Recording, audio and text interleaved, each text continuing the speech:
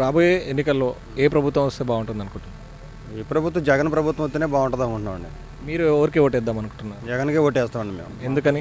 మాకు అంటే ఆయన ఇష్టమండి. మాకు మా బీసీ వర్గాలని, ఎస్సీ వర్గాలని, అన్ని వర్గాలను కూడా అండి, ఒక వర్గాన్ని కాదు అన్ని వర్గాలను కూడా కలుపుకుని పోదనేటువంటి మనస్తత్వం అండి మా జగన్ గారిదండి.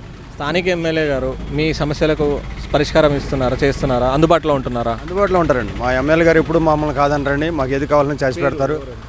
మా ఎమ్మెల్యే గారు దూల నాగేశ్వర గారండి, ఎవరు వచ్చినా సరే చేసి పెడతారండి. ఇబ్బంది ఏం లేదు దానికి. కాకపోతే ఏంటంటే ఏదో అపోహ పడుతున్నారు అంతవరకు, కానీ చేయట్లేదు అయ్యి అని చెప్పి ఆయన దగ్గరికి వెళ్తే మాకు తప్పనిసరిగా మాకు మేలు చేస్తారండి దూల నాగేశ్వర గారు. అన్ని విషయాల్లో మాకు బాగానే ఉంటారండి.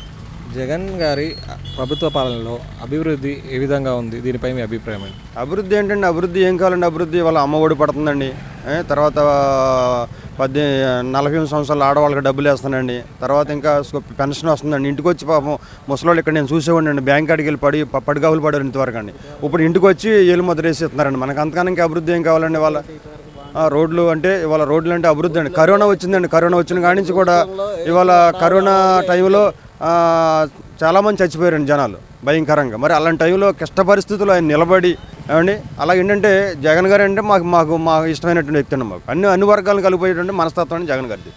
విద్యా వైద్యానికి పెద్దపీట వేశారంటున్నారు, దీనిపై మీ అభిప్రాయం ఏంటి? కట్టారండి, మా ఊళ్ళో కూడా కట్టారండి. మాకు దగ్గరగా 2 కోట్ల రూపాయలు సచివాలయం కట్టారండి మాకు.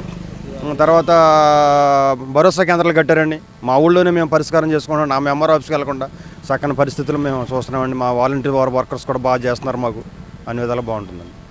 మళ్ళీ సీఎంగా జగన్ గారు గెలిస్తే ఏ విధంగా అభివృద్ధి చెందితే బాగుంది అనుకుంటున్నారు? అభివృద్ధి ఏంటంటే ఆయన అభివృద్ధి చేస్తామనేటువంటి ఆలోచనతోనే ముందుకు వస్తున్నాడు కానీ ఇంకా అభివృద్ధి మాకు కావాలి ఏముందండి? మనకు ప్రస్తుతానికి బాగానే ఉందండి. మాకు చాలండి. రోడ్లు బాగుండి మనకి రోడ్లు కొంచెం అక్కడక్కడ బాగాలండి. రోడ్లు చూసుకుని ఎదట మనిషితో మాట పడకుండా చేసేటువంటి వాడు జగన్ గారు ఒక్కడని మేము గుర్తిస్తున్నాం సార్. అది రాబోయే ఎన్నికల్లో ఏ ప్రభుత్వం వస్తే బాగుంటుంది అనుకుంటున్నాను? ఇప్పుడు ఉన్న ప్రభుత్వమే వస్తుంది. సో మీరు ఏ ప్రభుత్వానికి ఓటేద్దాం అనుకుంటున్నారు? మీరు ఎవరికి ఓటేద్దాం అనుకుంటున్నారు? ఇప్పుడు ఉన్న ప్రభుత్వానికి వేస్తాం. ఎందుకని?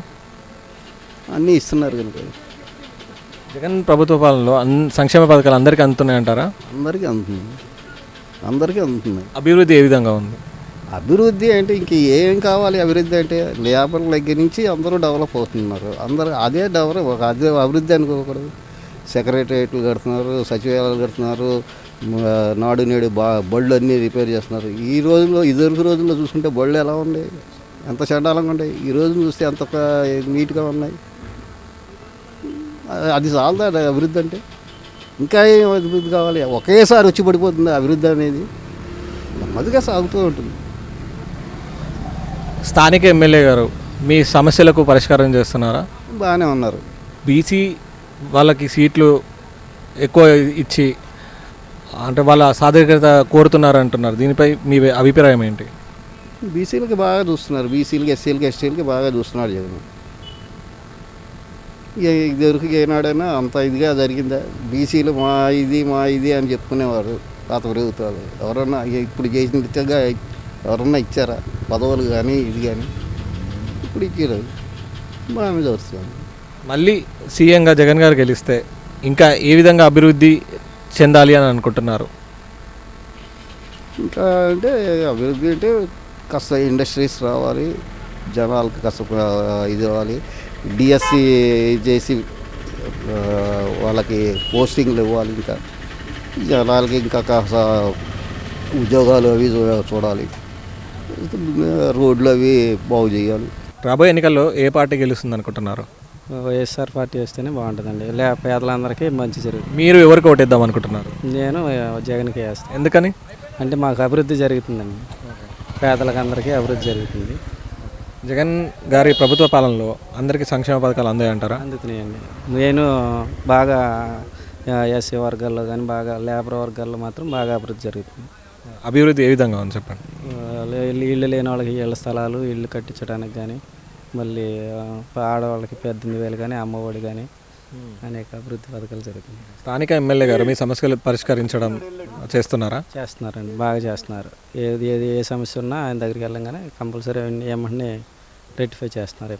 బీసీలకు అధిక సీట్లు కేటాయించి అంటే వాళ్ళ సాధారికత కోసం చేస్తున్నారని అంటున్నారు, దీనిపై మీ అభిప్రాయం ఏంటి? అంటే నా ఒపీనియన్ అయితే అన్ని వర్గాలని అభివృద్ధి పరచాలనే విధంగా అన్ని వర్గాలు వెనకబడిన వర్గాలు అందరినీ ముందుకు తీసుకురావాలన్న లక్ష్యంతో చేస్తున్నారు అనుకుంటున్నాను. ఈ ఉద్యోగ మరియు ఉపాధి అవకాశాల కోసం అడగాల్సిన యువత జెండాలు పట్టుకొని పార్టీలో వెంట తిరుగుతున్నారు కదా, దీనిపై మీ అభిప్రాయం ఏంటి? అంటే మ్యాక్సిమం అందరికీ చదువుకున్న వాళ్ళందరికీ ఇవ్వాలన్నా కష్టం. వంతుల వారీగా దానికి అర్హతను బట్టి చేసుకుంటూ వస్తున్నారు. మరి దానికైతే కొంచెం కొత్తగా వచ్చే కొంచెం నోటిఫికేషన్ బాగా ఇస్తే ఇంకా బాగుంటుంది.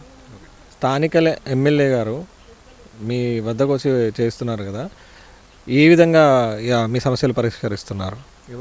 మన సమస్య ఇది అని చెప్పంగానే దానికి ఎమ్మెల్యే గారు కైకులూరు దూలం నాగేశ్వరరావు గారు అండి ఎమ్మెల్యే గారు.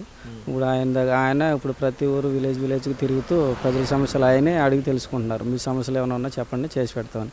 అలాగే ఎవరైనా చెప్పినా దానికి వెంటనే దానికి సంబంధించిన అధికారులతో మాట్లాడి వెంటనే సమస్యను వెంటనే పరిష్కారం చేస్తున్నారు. రాబోయే ఎన్నికల్లో ఏ పార్టీ గెలిస్తే బాగుంటుంది అనుకుంటున్నారు? జగనన్న పార్టీకి వెళ్తే బాగుంటుంది అనుకుంటున్నామండి. మీరు ఎవరికి ఓటేద్దాం అనుకుంటున్నారు? నేను జగనన్నకే ఓటేద్దాం అనుకుంటున్నాను. ఎందుకని? ఎందుకంటే ఆయన ఇచ్చే పథకాలన్నీ బాగున్నాయండి, అందరినీ బాగు చేస్తున్నారు ఆయన. ఏంటి ఈ చంద్రబాబు నాయుడు గారు చండాలంగా మాట్లాడుతున్నారు జగనన్నని. ఎందుకు మాట్లాడుతున్నాడు అలాగా? మన జగనన్న ఎప్పుడన్నా ఏ మీటింగ్లోనన్నా ఆయన గురించి ఏమైనా అన్నాడా? ఈ సైకో జగన్ కుర్చీ జగన్ అంటున్నాడు కదా, ఎందుకని అలాగా?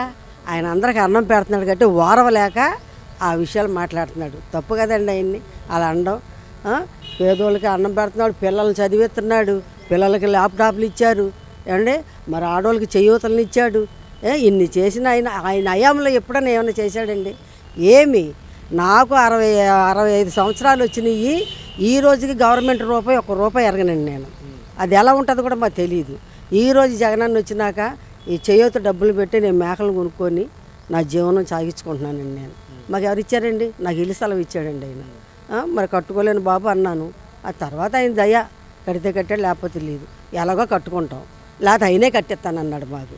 ఇలాంటి చేసి ఆయన్ని ఎందుకు ఆయన అలా ఇచ్చేస్తున్నాడు ఆయన? అది చాలా తప్పు అండి ఆయన అన్న మాట.